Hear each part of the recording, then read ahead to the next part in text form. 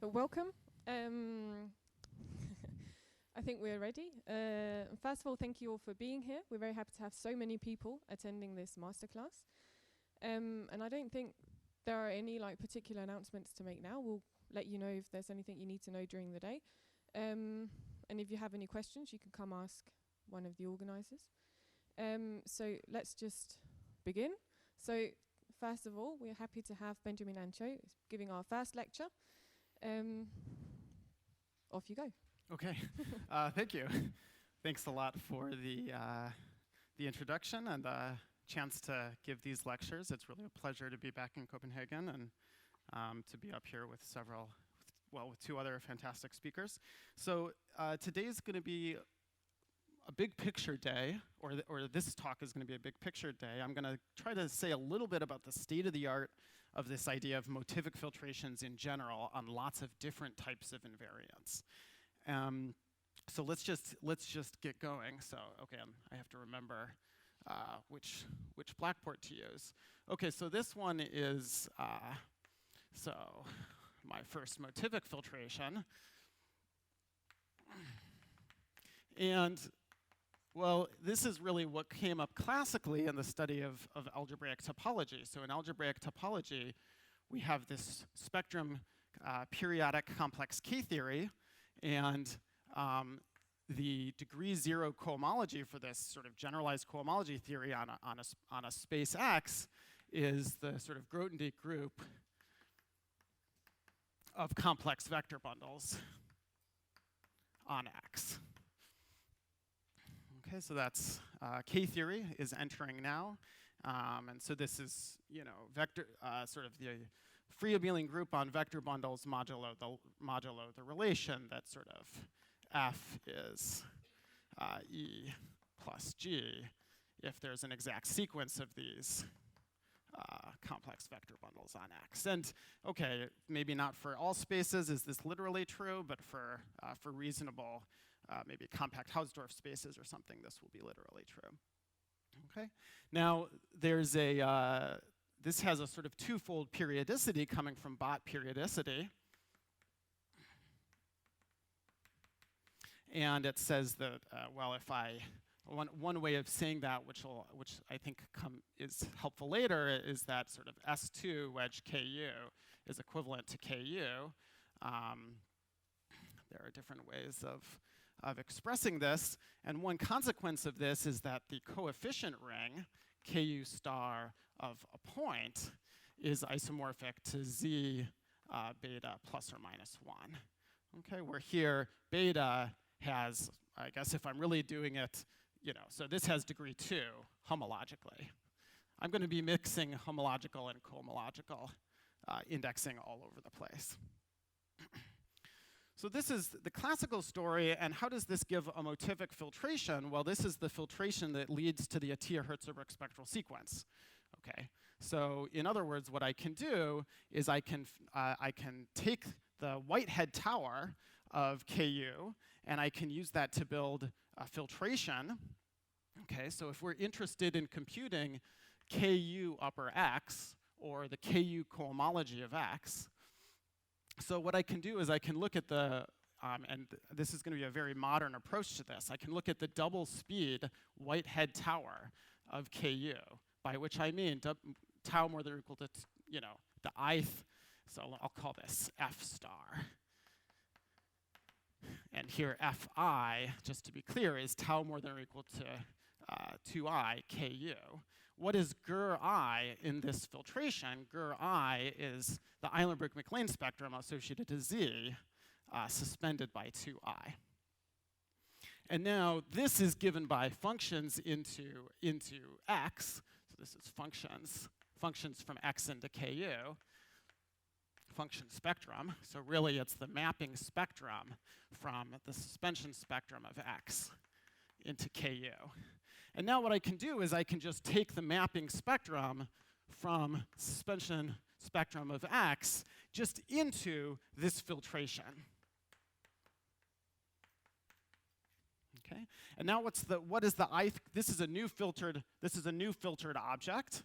Okay, and so I'll call this, this is going to be define the the filtration on Ku cohomology of X. And what is ger I of this filtration? Ger I is, so it's, well, okay, it's, I'll just write it like this. It's Z shifted by 2I cohomology of X. In other words, it's a suspension of the cohomology, of the classical cohomology of X, singular cohomology of X. Okay. I'm just going to check right now that this is still in the video. Okay, so that does work out. Okay, and now let me just explain. So this is the sort of first motivic filtration. Why is it sort of motivic? Well, we're trying to compute K-theory. Maybe we don't know how to compute K-theory. We want to break it into easier pieces. Those easier pieces, well, singular cohomology is pretty easy. You can compute it for a CW complex by some very small cochain complex. And this cohomology theory is, why is this filtration motivic? It's maybe a little tricky to say what a motivic filtration is. I give some specific definition, but maybe the philosophy is that the filtration's motivic if the graded pieces look like a cohomology that behaves kind of like singular cohomology. Okay. So let me just explain once. I think this is sort of a little bit confusing at first. Please.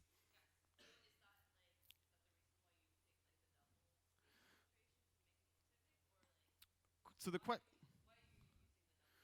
the question is, just for the recording, why the double speed filtration? And the answer is, this is not what Antieau and Herzberg did. They didn't do the double speed filtration. Instead, their spectral sequence just has a ton of zeros in it, right? Because if you don't do the double speed filtration, all of the odd graded pieces are just 0.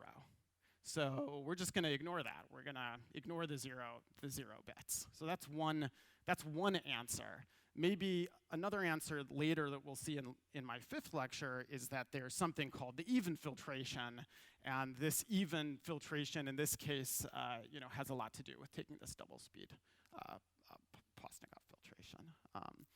So you don't have to do it this way, but this seems to be a compact way of representing the data. Thanks.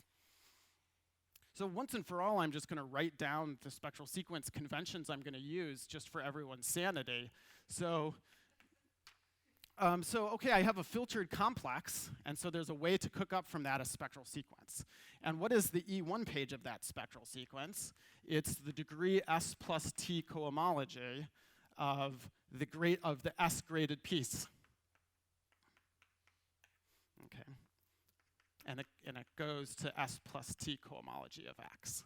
And this would be true for any filtered complex. I go from the degree S plus T cohomology of the S graded piece to the S plus T cohomology of whatever we're filtering.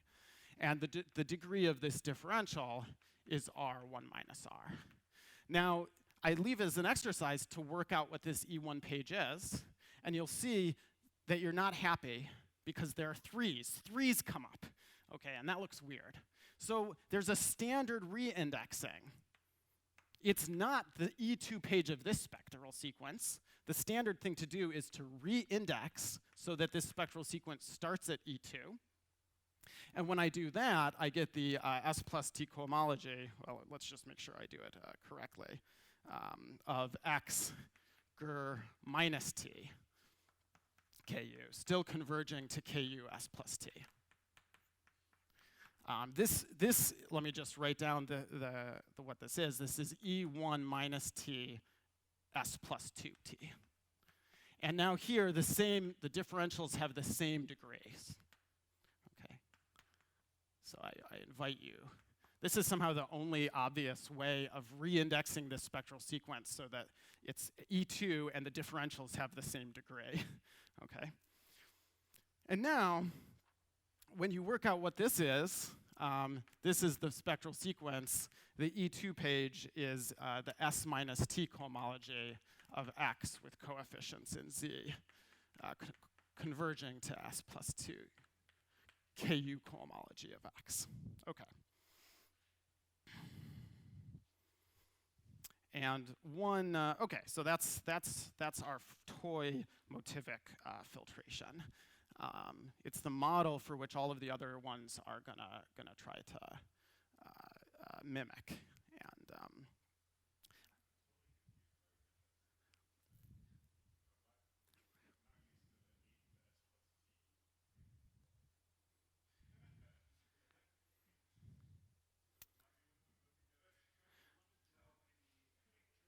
yeah, I'm gonna draw some pictures later. Let me not draw a picture now. Um, this is the standard way if you look in any textbook on spectral sequences of what comes up. I claim we can talk about it. We can talk about it over coffee.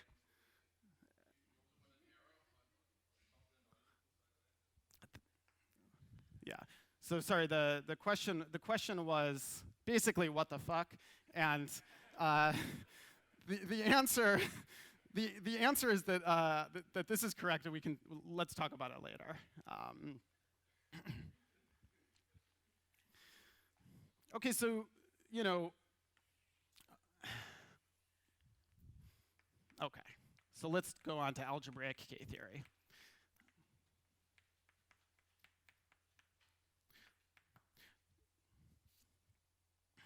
Maybe just as a plausibility though, like the cohomology here, whatever degree you take, if you think about starting from the cohomology of a graded piece and getting to the cohomology of the final object, it has to be the same cohomology degree, right?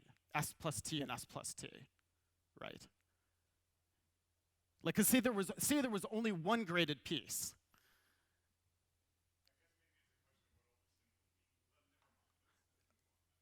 Oh, okay. Okay, what, sorry. If there's a symbolic question, maybe I can. Okay. So, okay, maybe let me just say exercise to work out why in this case this is what comes up. Okay. So algebraic K-theory. I'm not going to say too much about what the background is. For me, I'm going to mostly be interested in rings. And so K-theory of R, this is the Grothendieck, it's the same construction. So the Grothendieck group of finitely generated projective R modules.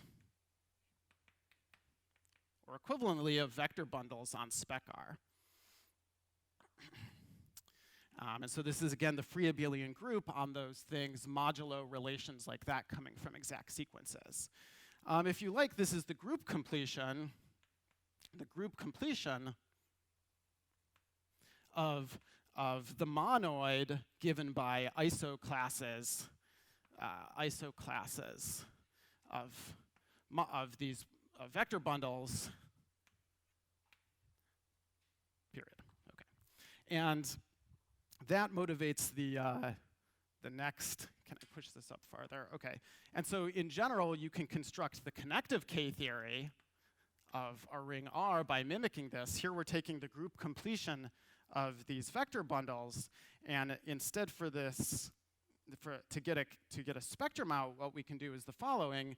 We can look at the following topological space, which is sort of the disjoint union of P in mod R, finitely generated projective, of B aught RP. So this is, I take each finitely generated projective R module and I look at this at the sort of category of automorphisms of that. This is a space, and this space has a sum operation given by taking the direct sum of projective modules. And so when I endow this space with this structure, it becomes some sort of commutative monoid, specifically an E-infinity monoid in spaces. And I can take that E-infinity monoid in spaces and I can formally make it a group completing it, okay? And this gives you something which, well, okay, and then maybe this is now a space, and so this is defining the underlying space of this spectrum, connective K-theory.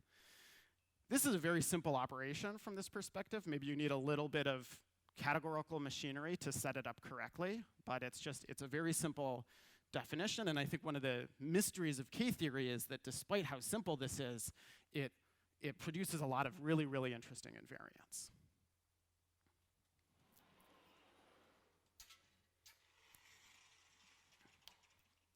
And so classical, okay, let's see if I do this correctly.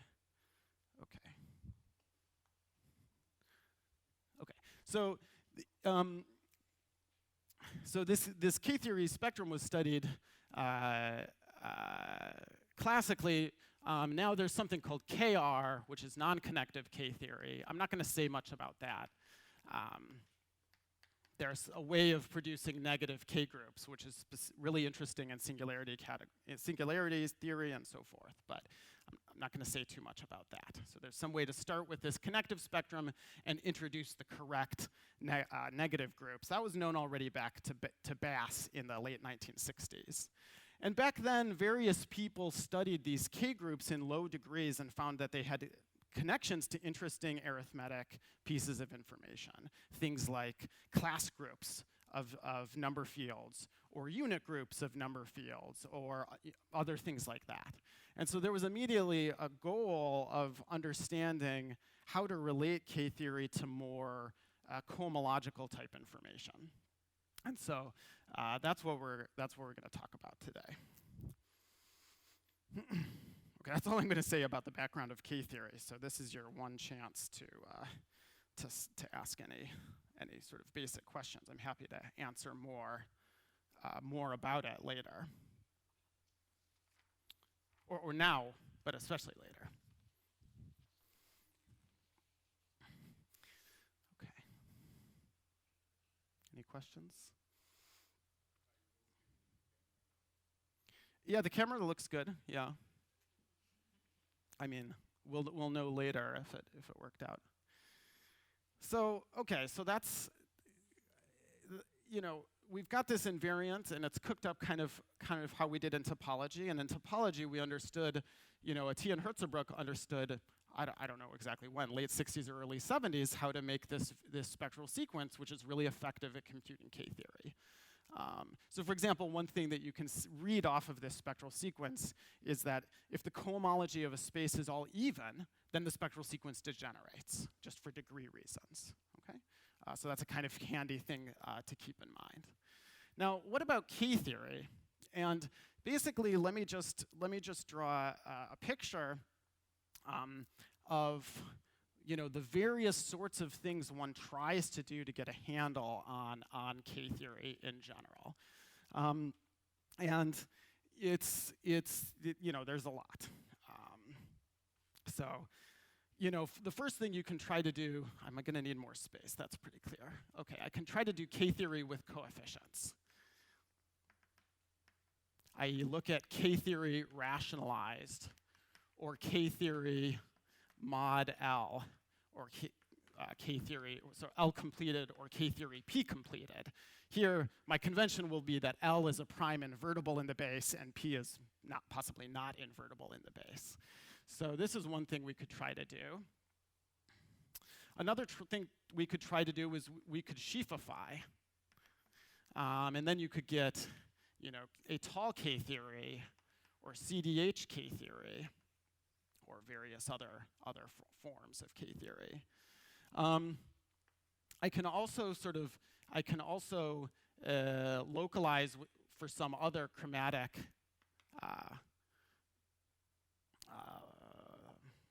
localization and get something like L1 K-theory. So the localization of K-theory at KU homology. This is what Thomason studied. I can also try to, let's see how this is going to work. Okay. I can also try to use trace methods and connect this with other invariants like Hochschild homology, topological Hochschild homology, or really TC. I can try to use some sort of rigidity properties for Henselian pairs and look at, instead of K-theory of R, compare K-theory of R to K-theory of R mod I for a Henselian pairs. The main example you should think of is if R is P complete, comparing the K-theory of R and the K-theory of R mod P.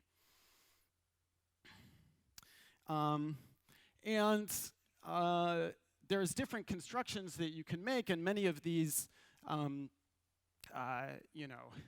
you can also try to do a recent construction due to Dustin Clausen of Selmer K-theory, which sort of glues together some different pictures of this. And so let me give a title to this diagram. I'm just going to call it Desperation. We really want to understand K-theory, and we've been studying a lot of different ways to do that over the years. And these are some of the different ways, and some of the different ways have different motivic filtrations attached to them. And so I'm going to try to explain that a little bit today, and what some of these are. Oh, let me just say one more thing about this top square. This is one of the first things that you would try to do. So if X is any spectrum, then there's this fracture square xq, the profinite completion of X, and then the rationalization of the profinite completion. And any spectrum fits into this story.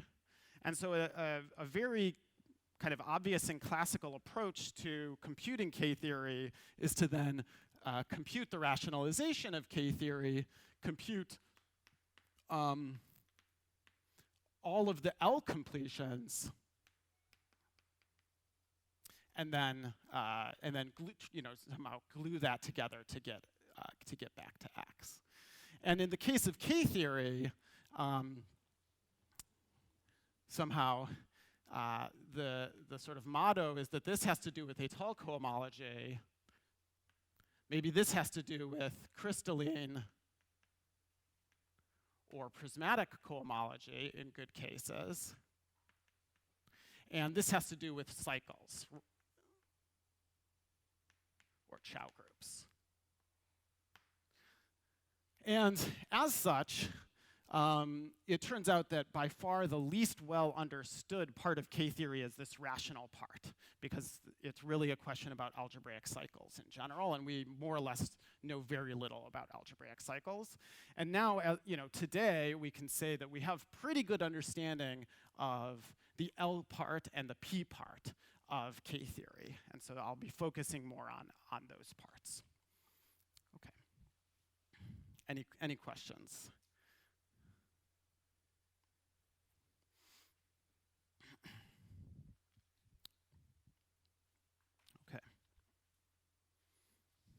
So now let's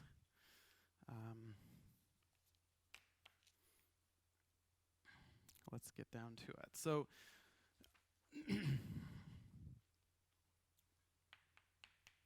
so this is hints of a motivic filtration for K-theory. Even in Quillen's, first two theorems of Quillen. This one is from 1972. He computed the K-theory of finite fields and found that this is the connective cover of the fiber of a map from Ku to itself, given by 1 minus the qth Adams operation. So this qth Adams operation, whatever it is, it's an endomorphism of connective complex K-theory, which raises the sort of the ith power of the bot element to q to the I. So it's multiplicative, and it satisfies this relation.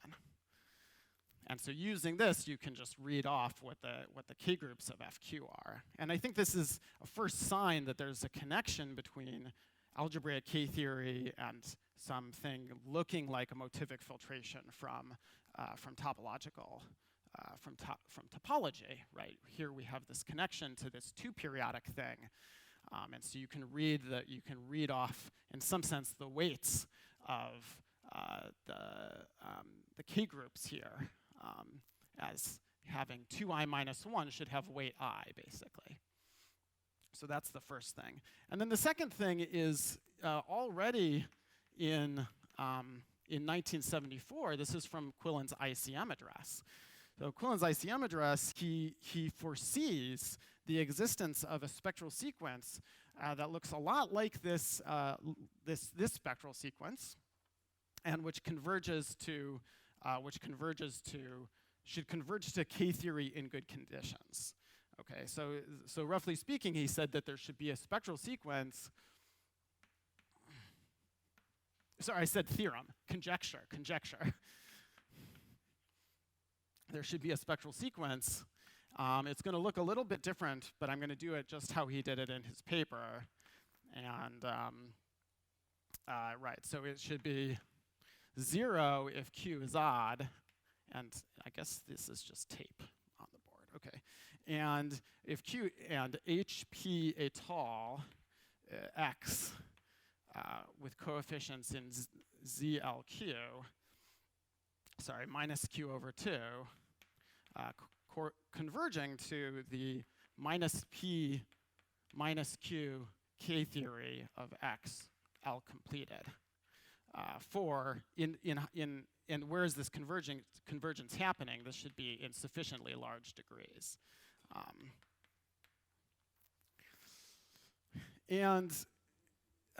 So here he's conjecturing a close connection between, oh, and right here, I mean, it's not really clear if he said this in his ICM address. Here, L should be invertible in X.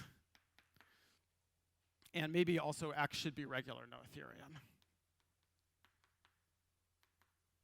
I'm not sure all these hypotheses were there, but it's somehow clear shortly thereafter that they would be required.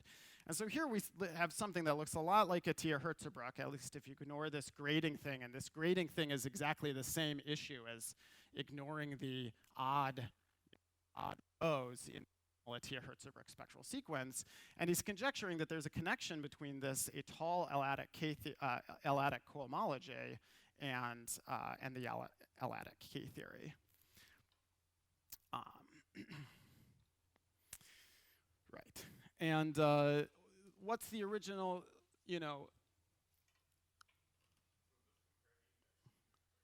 Yeah, let's not. So here's what I claim, if we re-index this to be double speed, it would be the same indexing.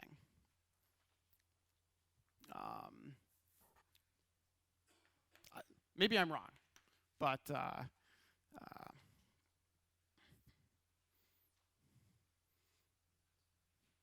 okay. I mean, that's because this is not ger I. This is ger I shifted down by 2q over by 2q. That's the fundamental issue. Okay, so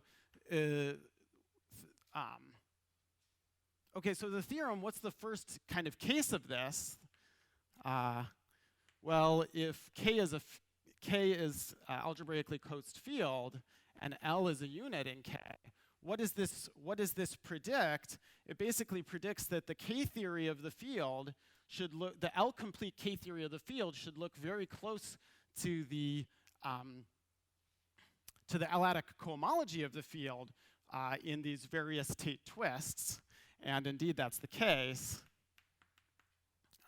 If I L complete the algebraic K theory of the field, what I get is KU L completed. And here, these Tate twists are corresponding to, if you like, the action of the Galois group on the homotopy of this spectrum. Okay, so this is a nice a nice connection back to the topological story. And then if this is true, then the idea is that this spectral sequence should just be the spectral sequence associated to the Whitehead tower in the Atoll topology for Atoll K-theory. And a huge amount of work over the past 50 years has made that into a theorem. And this is really basically follows now by work by the sort of Rost-Voevodsky proof of the Bloch-Kato conjecture. And sort of the state of the art for this sort of theorem is this paper of Clausen and Matthew on hyperdescent and algebraic K-theory. Okay, so that's a sense that these motivic filtrations in K-theory might not just be a dream. And let me mention also this result of Thomason from 1985. So he didn't compute the L-adic K-theory. What he did was take the L-adic K-theory and invert the Bott element, and he found a similar spectral sequence. So he proved that that there is a spectral sequence convergent in good conditions, which goes like this. Yeah, I mean.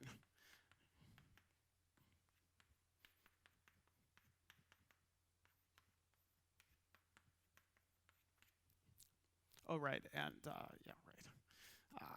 And converging now for not with this range restriction, but k minus p minus q x. And maybe now I'll just do z mod l. I'll do z mod l with the Bott element inverted. And now, well, okay, under good conditions. So you can cook up a Bott element in good cases. So certainly L should be a unit in X, maybe X regular Noetherian. And if you want to make this really obvious, you can assume that there's an Lth root of unity in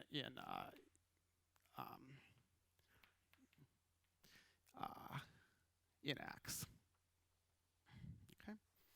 And so this is a theorem of Thomason. And so it says that, well, we're not quite converging to K-theory, but we're converging to this new theory where I have K-theory, and I invert this degree 2 class. This degree 2 class is basically the Bachstein of an Lth root of unity. The Lth root of unity lives in K1, and then with torsion coefficients, it Bachsteins up to K2. You can invert that, at least maybe if the prime is not 2, and get a new theory.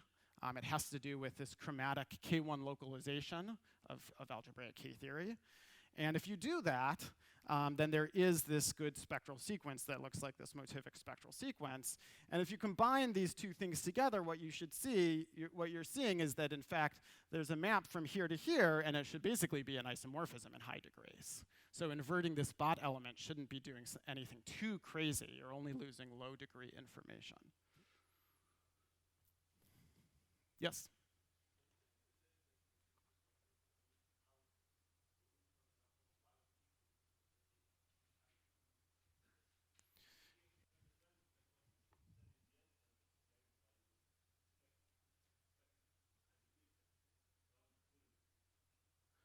Why would it?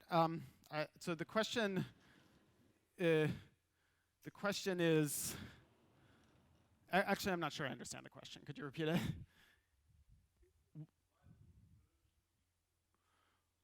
Oh, I didn't hear Quillen. Why would Quillen? Thank you, sorry. So I guess Lichtenbaum had made some sort of observations connecting some of the values of K groups, and if I understand the history correctly, to sort of special values of L functions, which I think Matthias will be speaking about. And so there was this sense that these K groups should have to do with Atoll cohomology. Those Atoll cohomology themselves for number rings are connected to these classical things that you cared about. unit groups and things like that. And so, I don't know, I think it was just a brilliant insight. I mean, at the time that he predicted this, I would say that there was no evidence above degree 2. Okay, right? So, lucky guess. I'm not sure. I can't speak to. I mean, you should look at Quillen's ICM address. There's one page on this. Maybe Matthias can say more about the history, or someone else can. Okay. Okay. Okay. Any other questions while I erase here?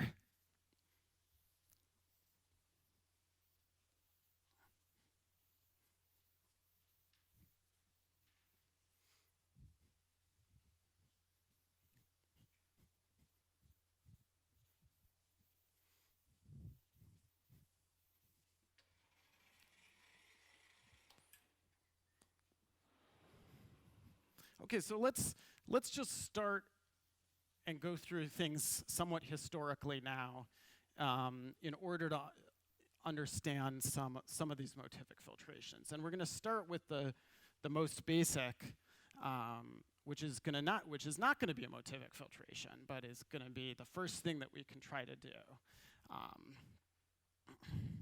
So this section will be examples and theorems.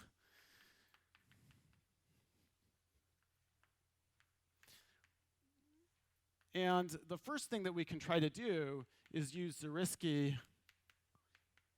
or Nisnevich descent.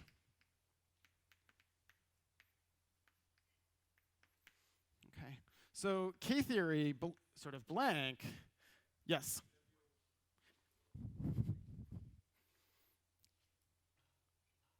Thank you for the reminder.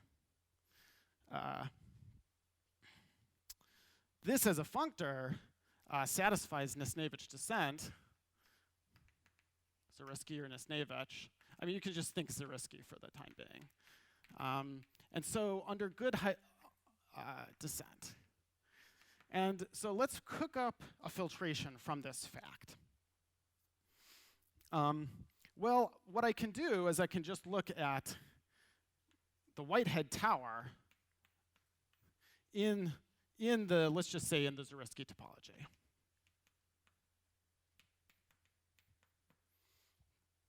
Okay, so I'm working in sheaves of spectra on the Zariski topology on some scheme, for example, and for all of this to go through really well, you're going to want to assume some finiteness conditions on the scheme. I'm not going to be too specific about that. And I can always just take this. I've got a sheaf of spectra. I can take its Whitehead tower, internal to the category of sheaves of spectra. And what is Gur-I here?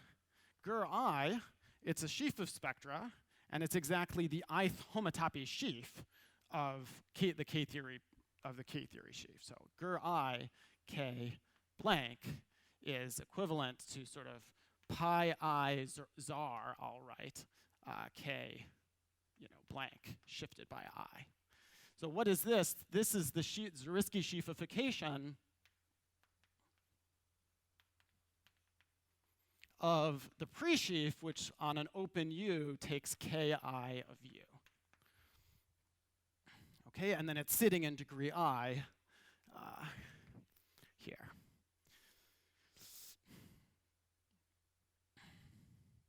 And so this you can use to cook up a spectral sequence, and it is a nice spectral sequence, so leads to some spectral sequence, computing K-theory.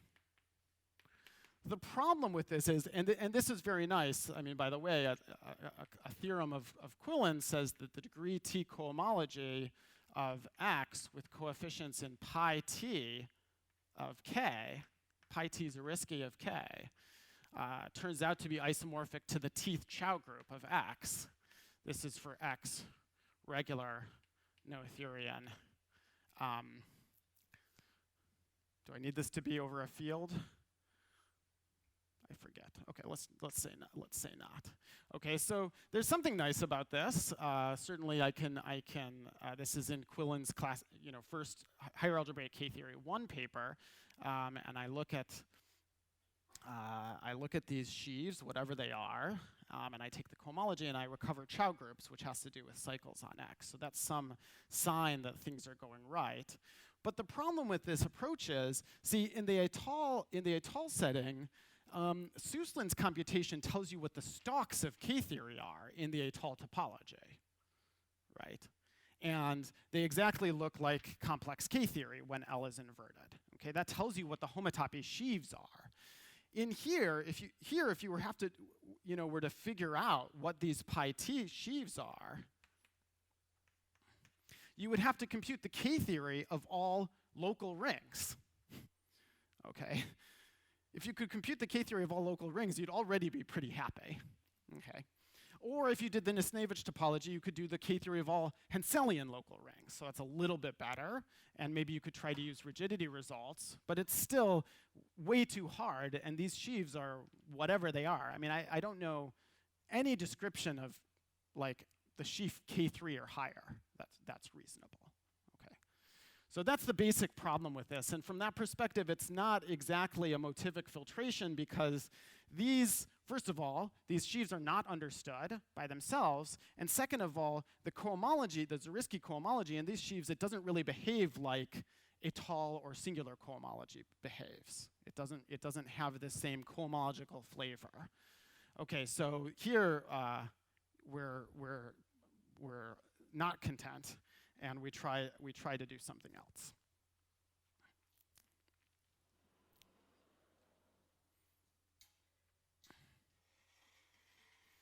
So nevertheless, people still wanted to understand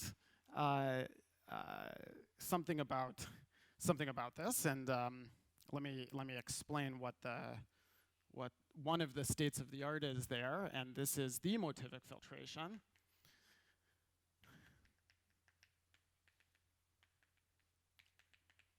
And this is the thing that leads to the motivic spectral sequence. It's work of many people. And the list of those people didn't make it into the final copy of these notes, I see. Highlights include Grayson, Levine, Voivodsky, and many others. And this involves the motivic stable homotopy category. I don't want to talk about this too much, but I at least want to mention it for completeness. So SH of K, so this is, what do? I look at sort of A1 invariant Nisnevich sheaves of spectra.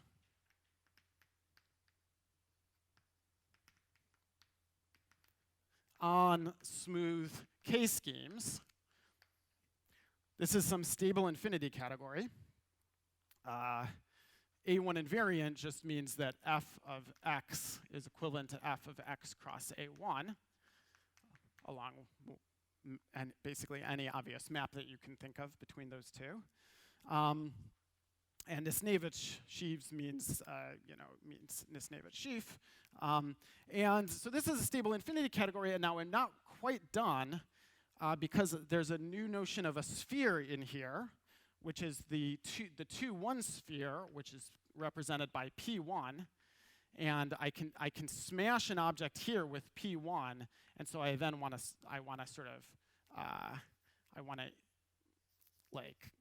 P1 inverse. I'll just write P minus 1. Okay. On here, I can smash with P1, and I want to invert that operation, and that gives me P1 spectra. Okay.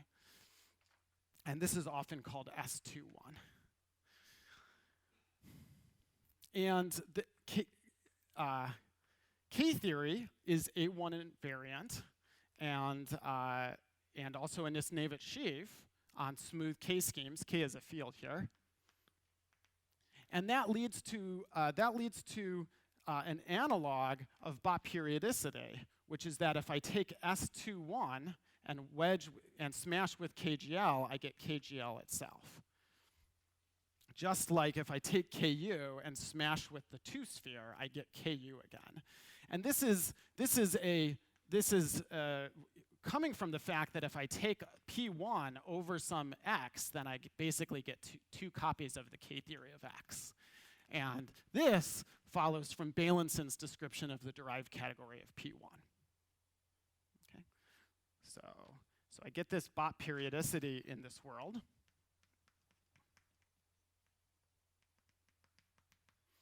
And okay, so that's that. Now I have to cook up some sort of filtration. This is not going to be a Postnikov filtration. In other words, it's not going to be like a Whitehead tower coming from some T structure on spectra. Instead, what it's going to have to do with is the slice tower. And so I have effective motives in here. This is the sort of full subcat generated by the P1 suspension spectra of actual schemes and closed under limits, colimits, full stable subcategory. So in other words, this effective category, it's the subcategory generated by the P1 suspension spectra, but it's stable. And so you can think of it as this sort of stable subcategory generated by those, but where you're not allowed to P1 desuspend. Okay, you can only P1 suspend. And this inclusion has an adjoint. Okay, well, I'll write it like this. This is a right adjoint. And I'll call that the sort of F0 effective of a P1 spectrum here. And in here, I have this category smashed with P1. And I can go on and sort of look at more and more P1 suspensions of the effective category. Yes? Sorry, so P1, well, I mean, you know, I can take an object here and I can tensor it or smash with the P1, with the suspension spectrum of P1. So that is an invertible. That's exactly what I'm inverting here. And so that's an invertible operation. Tensoring with that is invertible. But I'm only allowing to go one way here. I'm tensoring up. I'm not allowing to go back. So in here, this is closed under sort of tensoring with positive powers with this, but not under negative powers. So it's the analog of sort of just connective spectra where I'm not allowed to tensor with negative spheres. Thanks. Oh gosh. Yeah, possibly not. Thanks. Probably it's the same resulting same category, but okay. Yeah. Oh, okay, so it gives me a tower of subcategories, and I get adjoints here, and these adjoints give me, if I take the co-units of these adjoints, these give me the effective or slice tower of KGL. And the teeth stage of this effective tower is an object called Motivic cohomology, well, ZT mot, suspended by 2T.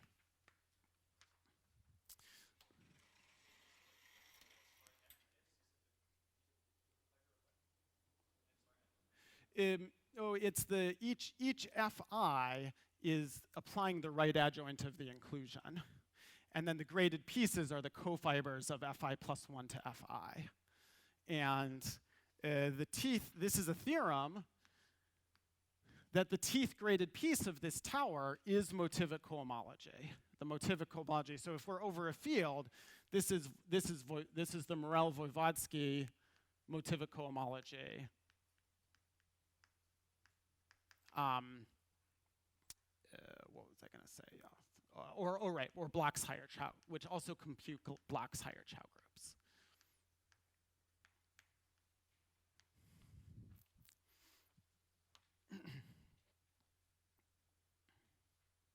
And yeah, there's various outside of the field case, which of these three is the right thing to take is sort of a subject of ongoing research. But the slice over a regular Noetherian ring, this slice filtration always works, okay, to give you something that could be called motivic cohomology. So, okay. Right.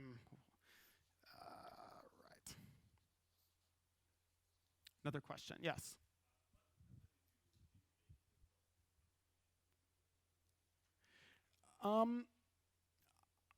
I have no idea. Right, so it's true that this effective, well, there's something called I guess, very effective. So the question is, what happens if you took some actual Postnikov filtration? And basically, I have no idea. There is what's called a very effective version of this, which gives you some sort of T structure. And you could do that. I personally don't know anything about that. I'm sure other people here do. Okay. Now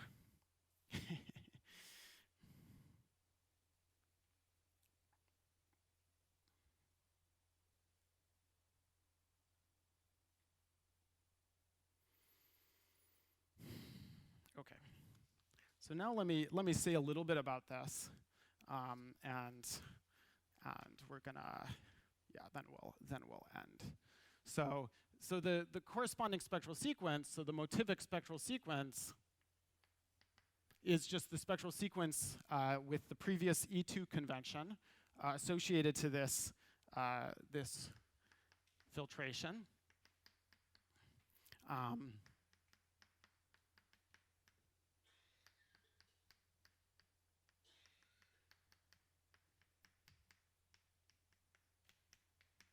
And it looks like this. So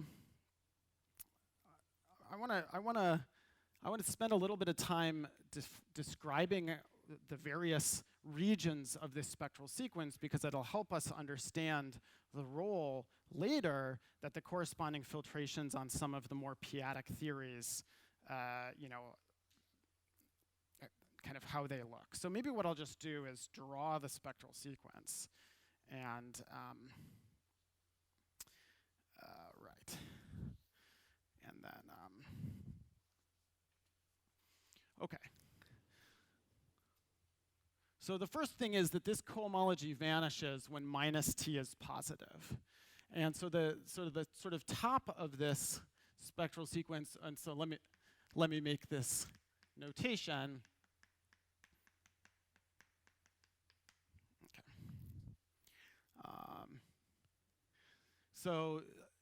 So now let me draw this spectral sequence. And this is in the ST plane. Okay, if I did things correctly.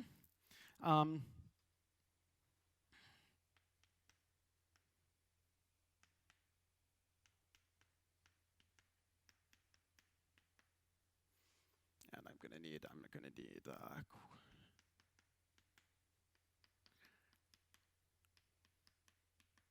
okay.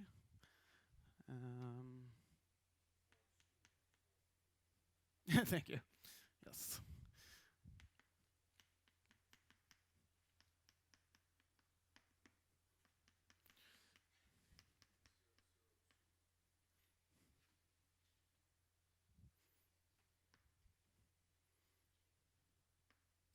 Okay.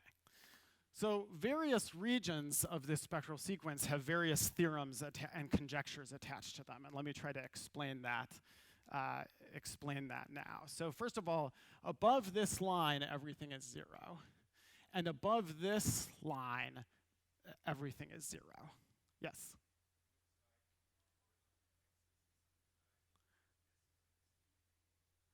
No. ST here, not.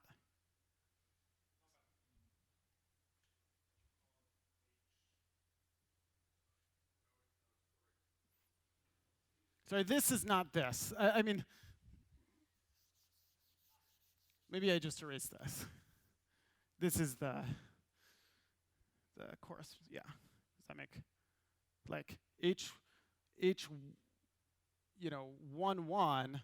This is 0 minus 1, I think.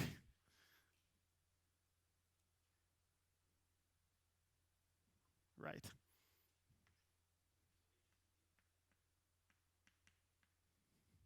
Does that help? Okay. So, okay, so there's various, so first of all, let me,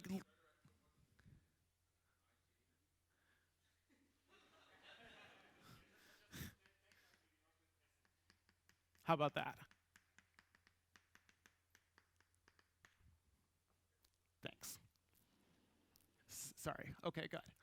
So the first thing is that there's a conjectural further vanishing of this, which is that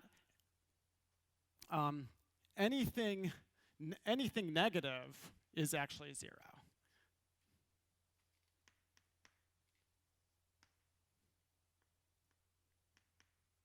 Okay, and it's actually a little bit better. It says that, so this is known to be 0, and actually this one is known to be 0.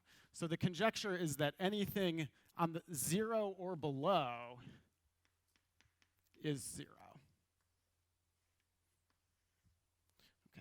0, and this is the Bailenson-Soulet vanishing conjecture.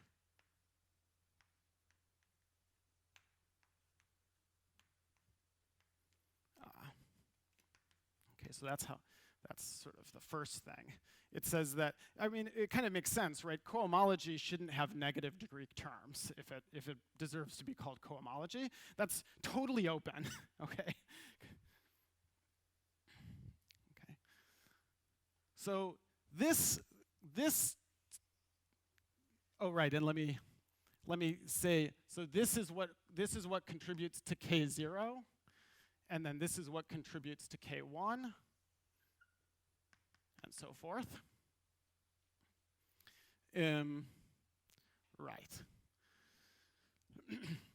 And then the rows correspond to the motivic weights. So what else? Okay, there's a bunch more to say about this. Right.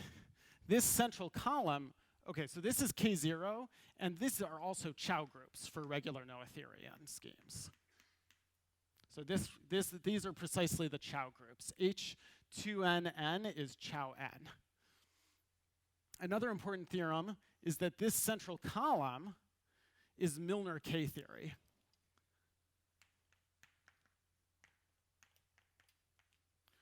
Okay, that's a theorem that this is computing Milnor K theory by Totaro and Nestorenko-Suslin.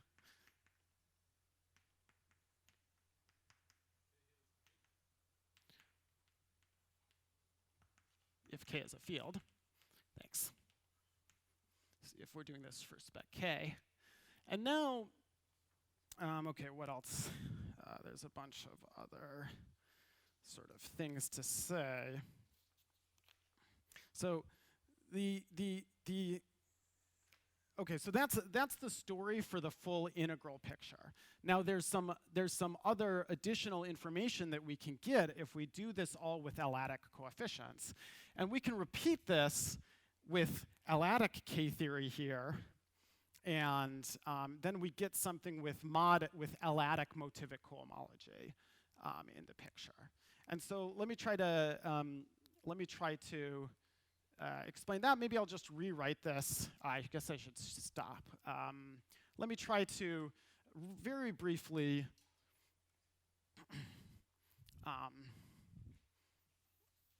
I wanted to come back to this difference between the Étale theory and the Zariski theory. So if I can kind of, so this is with ZL coefficients. So then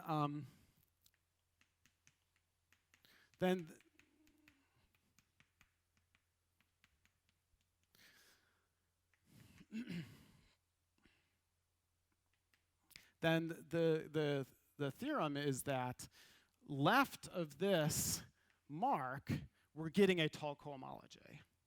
So over here, this is all of this is L-adic cohomology.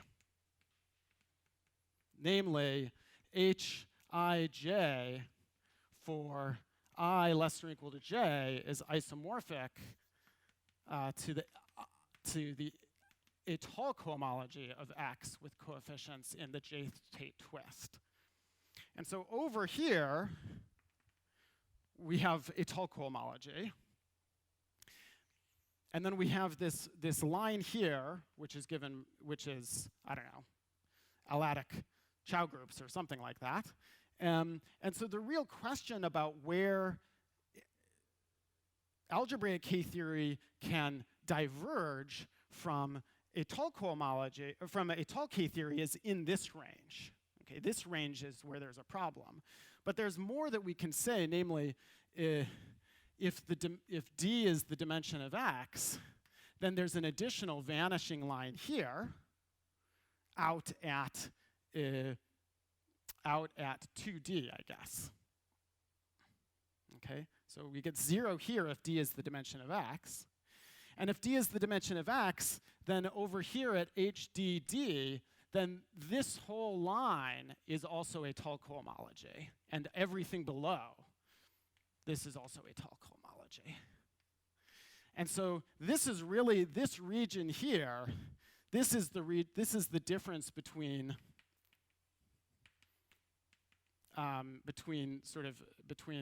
K and K Étale. Well, at least with L-adic coefficients. And where does this come from? This really comes from, this is the Beilinson-Lichtenbaum theorem, which is also a consequence of Bloch-Kato. What it says is that the sort of the L-adic Motivic sheaf is, well, I take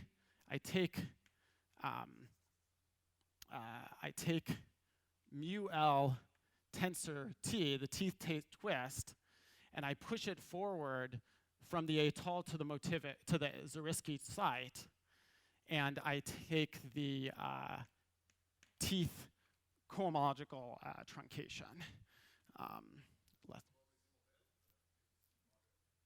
Thanks. And so this is Beilinson-Lichtenbaum. This is a theorem. And this is telling us that a huge range of this L-complete spectral sequence is Étale cohomology. And then this is really the region of uncertainty where there's a lot. And note, in this L-complete case, by this theorem, we do get the analog of Beilinson-Soulé. Namely, we do get the vanishing in the appropriate range. So Beilinson-Soulé turns out to be only a question about the rational motivic cohomology, the vanishing of the rational motivic cohomology, and that's where the uncertainty is. Okay, so in the next talk, I'm going to talk about the trace methods, aspect of this, and then dig in a bit more slowly to some specific examples involving Hochschild homology and de Rham cohomology and things like that. So let me stop there.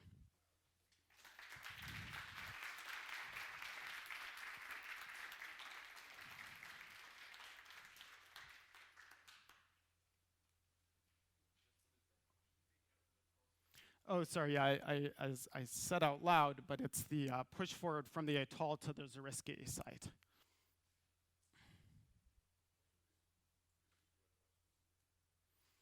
Yeah, right. Beilinson-Lichtenbaum conjecture, theorem of Voevodsky. Norm residue theorem is another name for that, I guess. Okay.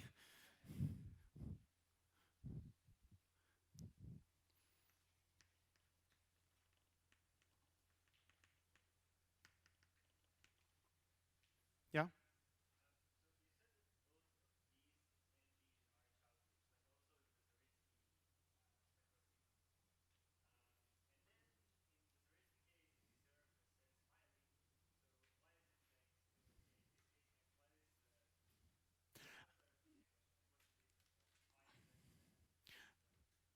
Okay, so, so the question is, we get Chow groups in this case, and somehow we're happy calling this Motivic cohomology. We also get Chow groups in this case, and I claim that we're not happy.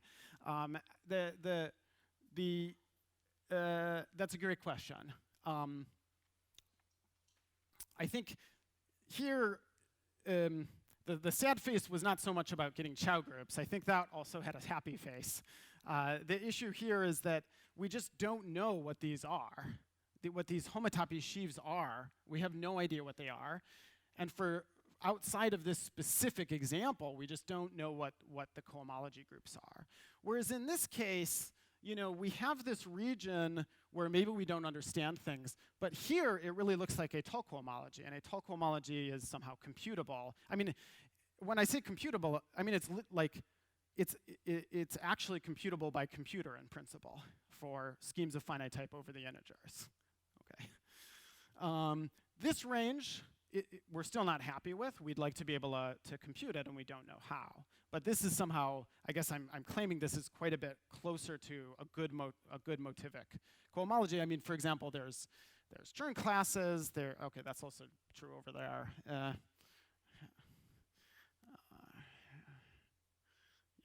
well,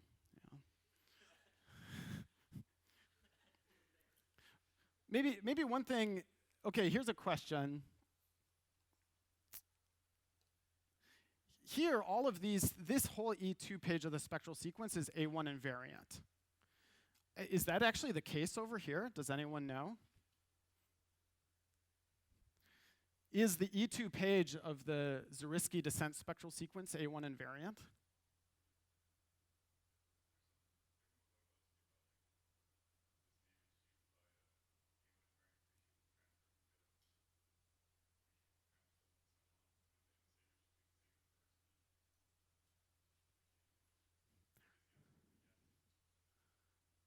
So you think it is? Okay, yeah, I did.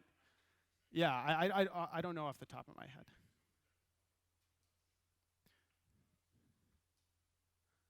Yeah. Because I think the thing that's happening here is that a priori, these are, you know, X and A1 of X are different spaces. And the Zariski sheafification is potentially doing different things on those different spaces. Anyways, yeah. Open question. But maybe there's a way to answer that using presheaves with transfers as does. Yeah. Yes.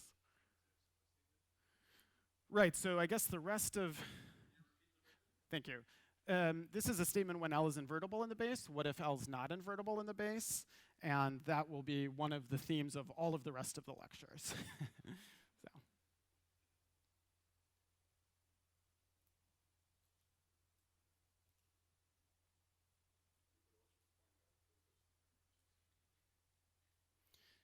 Which is what? The vanishing, I think that this one vanishes for fields. Right. This one is pick, right, by the way. This is pick.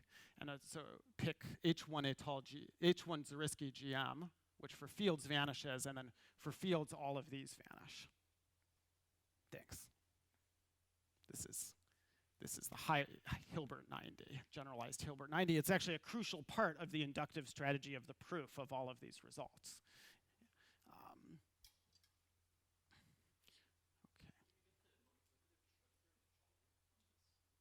Okay. That's a good question.